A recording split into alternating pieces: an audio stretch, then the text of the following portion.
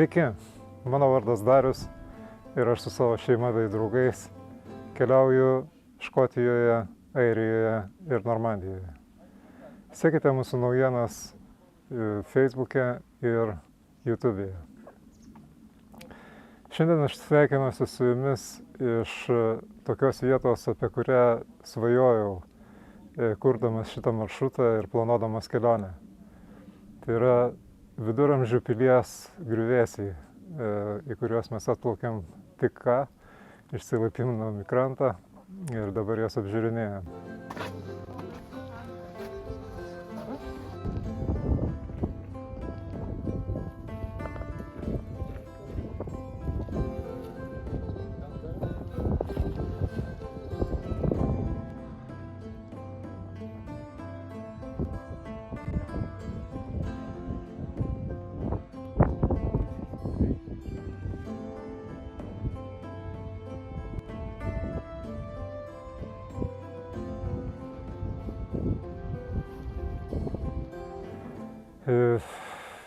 Yra daug pilių čia Škotijoje, kai kurios puikiai restauruotos, kai kurios netgi per daug restauruotos, kai kurių lankymas yra mokamas, kai kurių lankymas yra susijęs netgi su pažintimi su konkretaus klano nariais. Bet man visada norėjosi pamatyti tą romantinę pusę, kada pilis buvo, pilies nebėra, bet yra griuvėsiai ir jie dar neišrinkti žmonių, neišrankioti po vieną akmenėlį, jie dar turi savo autentiką, jie nesurestauruoti, neprikrėsti naujų betono luitų, nepaliesti šiuolaikinio žmogaus, išskyrus to, kuris čia ateina palaipioti. Tai tokia ta Škotija, kurią aš norėjau pamatyti ir aš ją pamačiau. Ir tikiuosi, kad ir mano šeimos nariai, kurie yra dabar su manimi, jie taip pat džiaugiasi, kad visą tai pasidarė įmanoma. Vėsu taip, bet nėra taip šalta, kad ten būtų visai blogai, apsirengi daug. o yra ir gerų dienų. Bet tas grožis, kalnai šitie vis tiek atperka tą vaizdą, nežinau, ką namie sėdėdama, tiek nepamatai, vis tiek keliauti yra smagu. O lūkesčiai, laukiu, kol į Prancūziją nuplauksim. Ten gal šilčiau bus. Aš gyvenu Škotijoj 6 metus ir jau pakankamai laiko. Bet miestas gražus, yra daug veiksmo, bet nepalyginsi miestą su tikrąja Škotijos gamta. Tenais gamtos nedaug yra, aišku, ten miestas tai kaip didmiestis.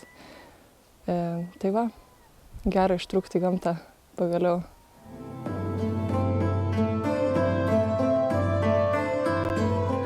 It feels like really good to be here, because the cities are very busy, and in here it's only you and nature and the sea and your thoughts. So it's really peaceful. It's like my creativity just goes up a lot, I just don't have to search for it where there is not, where here is everywhere. Šią savaitę reikia dalinti į dvi dalis. Vienoje dalyje dalyvavo senoji komanda, Alvydas ir Robertas, ir mes gana smagiai praleidom laiką laipiodami po kalnus ir žvalgydamiesi Fort Williamo apylinkėse. Tarp tų įžymybių, kurios yra Fort Williame, niekaip negalima praleisti Glenfinano slėnio, kurį lankėm labai smagiai ir pamatėm, kokios minios ten renkasi pasižiūrėti taip vadinamo Hario Poterio traukinio. Iš tikrųjų vaizdas labai gražus ir turbūt verta ten apsilankyti. Ben Nevis kalnas. Bandysim šiandien apeiti jį. Šiandien visai dienai pasivaikščioti. Net atgal. 2003 buvom paskutinį kartą kalnuose, taip jau rimčiau. Nuo to laiko jau nieko.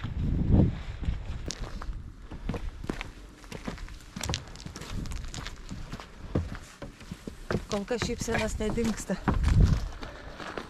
Tai Ben Nevis, aukščiausias Britanijos kalnas, ir Robertas puikiai atstovavo visą mūsų komandą, nes mes tiesiog fiziškai pasijutom per silpni ir užlipom tik tai iki balno.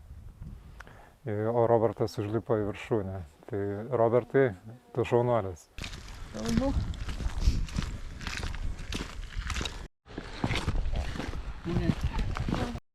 Kelionės kalnuose ir jūroje turi ir panašumų ir skirtumų. Vienas iš esminių skirtumų yra tai, kad kalnuose kuo sunkiau dirbi, tuo gražesnių vaizdų nusipelnai. O jūroje ne. Sunkesnis darbas visada reiškia nykesnę ir atšiauresnę aplinką.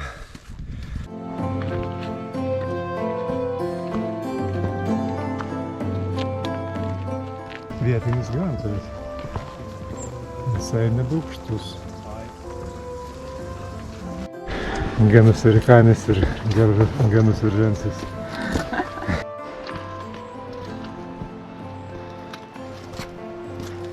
Nori pasakyti viršūnė? Nu, ne, čia ne.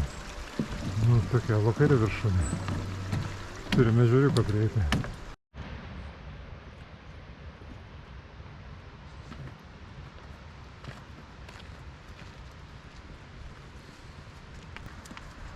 Aš galėčiau susikompaktinti, pasikabinti.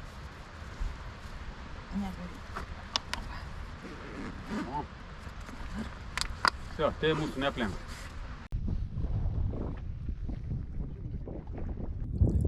Sveiki užlipę į Ben Nevis kalno balną.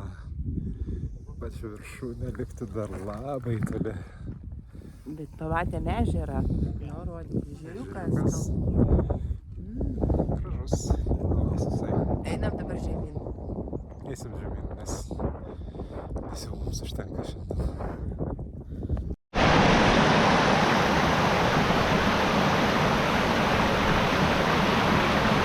Nu va, tai bent pasijusim kalnuose. Bent jau kalnuose pasijusim. Lipk ant to ir tada žem.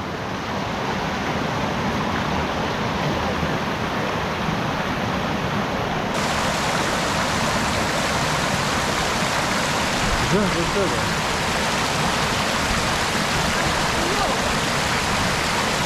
Be reikalo lazdas atidavai, imk kažkokį. Imk, aš tave patrauksiu.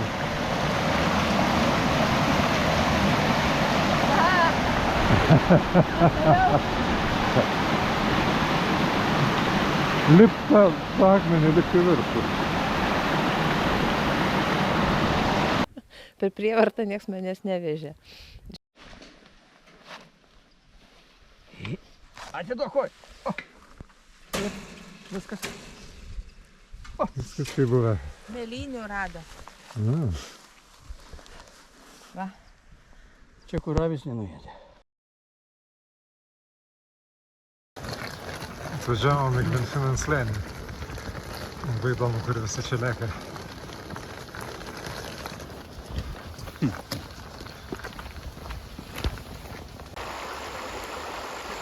Šimtai kamerų čia dabar yra įjungta, tam, kad užfiksuotų šitą garvežį.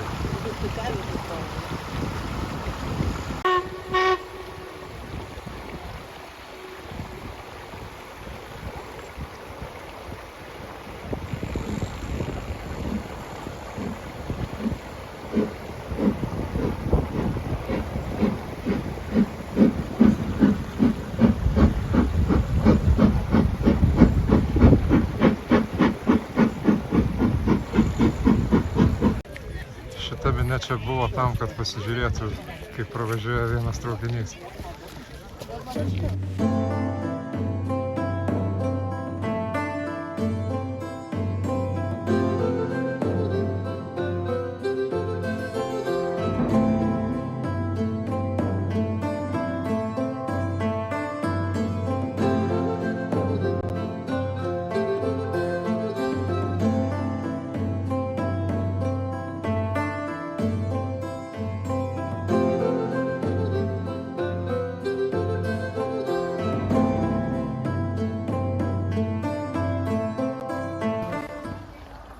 šitą.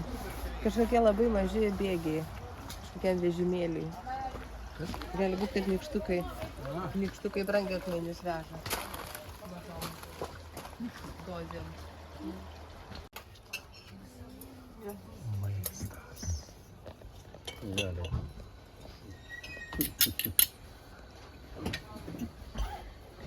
Yra vietinės Glenfinnan Gold. Alus?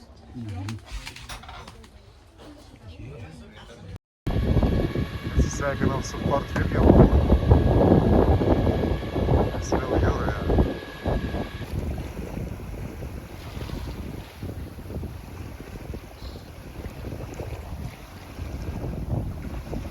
Priešingai visoms prognozėms ir visoms srovių skaičiavimo programoms per potvynį turim palankę srovę. Tai yra srovė tekančia į jūrą.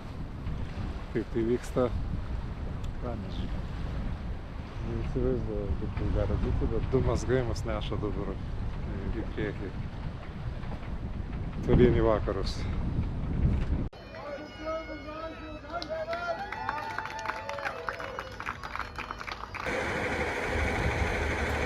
Alvydas ir Robertas tik ką sėdo į šitą traukinį ir dabar mums mojuoja jau iš vidaus. Gero kelio ir susitiksim jau Lietuvoje. Po to atvažiavo vaikai. Ir viskas pasikeitė vėl. Plaukimai tapo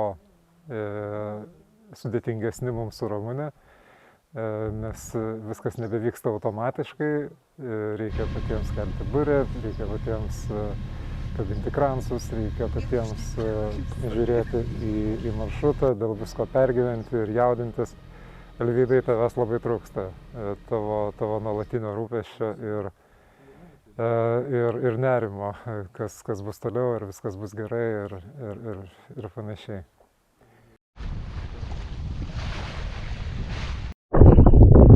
Labas rytas.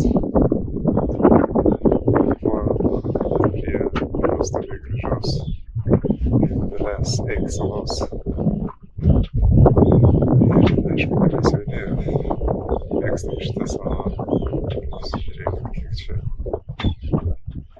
visiškai nedidelė inkaruotė, kaip prisišvartavo laivų.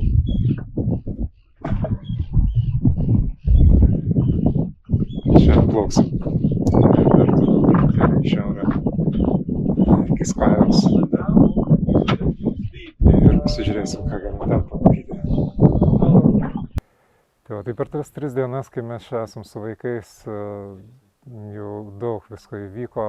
Mes pradėjom lankyti Hebridų salas, nakvojom praktiškai vien tik inkaruotėse ir tas irgi uždeda savo rūpesčius, bet ir savo žavesį. Šiandien mes prisiinkaravom čia visiškai laukinėje vietoje, šalia šitų griuvėsių. Ir viskas darosi labai gražu ir labai įdomu. Sveiki. Labas rytas, tiksliau. Trumpam atvykom. Trumpam prisiglaudėm į vieną iš Mull salos miestelių. Didžiausią turbūt miestelį Mull saloje. Tobermory. Labai spalvoti namai. Eisim pasižiūrėti, kaip ten atrodo viskas. Čia būtinas šitų kraštų atributas. Tai viskio gamykla arba destilerija.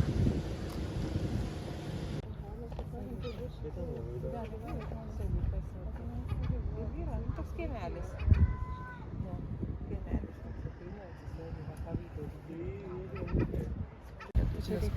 Žolės rodo, žolės padangos tos apžaliavę, tai rodo, kur vanduo pakyla. Čia kiekvieną dieną taip. Kas 2 kartus, nes ryte buvo, naktį buvo, kas 6 valandas keičiasi. Kas 6 valandas potvynis.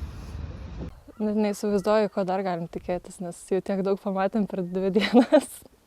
Tiek daug gražių vaizdų, tai net neįsivaizduoju, kas dar geresnio gali būti, bet tai turbūt laukiam daugiau tokių vaizdų, galbūt pamatyti daugiau miestelių vietinių žmonių, galbūt daugiau avių.